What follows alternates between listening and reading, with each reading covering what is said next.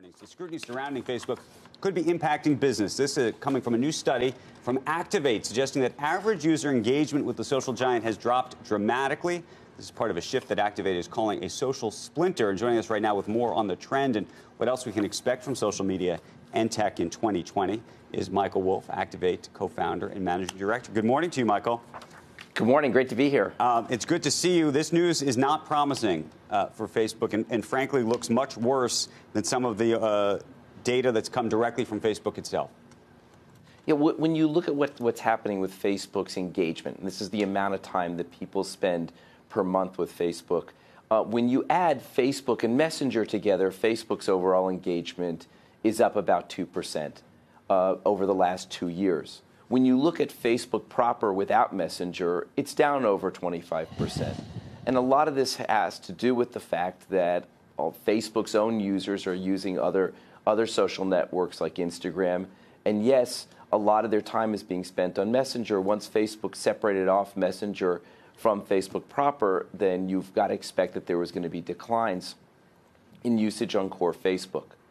But something more importantly is happening, which is that people are using many more social networks today, and they're using them for specific reasons. And if you look across all of the other big social network platforms, engagement is way up.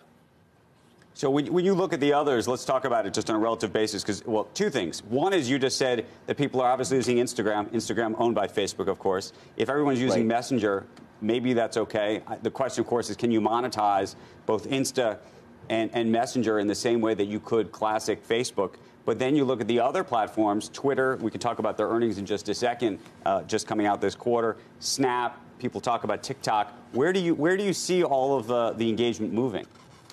So when you look at the other large social networks, Twitter is up 13% in terms of overall time spent. It's when you look at LinkedIn is up about 13% also.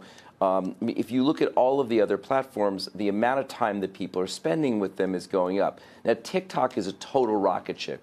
TikTok has gone from practically zero to, on average, over the last 2 years, today, on average, the average TikTok user is spending 10 hours a month with TikTok. And so, well, there's a existential question about TikTok, which is, do you think that given its ownership structure, and by the way, there's some U.S. funds that own it as well, but I'm talking about the relationship with China, that you think there's actually going to be regulation around TikTok? I don't know if there's going to be regulation around TikTok. There are so many. We could look at so many other of the social networks or messaging services. Where they come from. There's always a speculation. I think the most important thing to look at is where are people spending their time. Right. Michael, real quick, before we go, if we had this conversation in a year from now and you were looking at engagement across the board, who's the new winner that we're not focused on? I think that we're going to continue to see growth in TikTok.